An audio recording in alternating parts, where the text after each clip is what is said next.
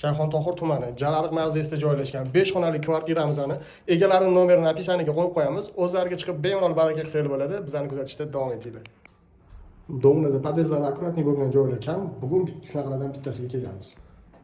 Bismillah deb eshikni ochib kirib kelishimiz bilan uy atmosferasini qaranglar. Juda ham fayzli uy ekan. O'zini aurasi bor. Bugun fayzli mahallalardan bittasi Jalaruga kelganmiz. 5 xonali uyni sizlarga hozir bitta obzor qilib beraman. Bu oshxona qismi ekan, juda ham keng, o'tiradigan joylari ham bor.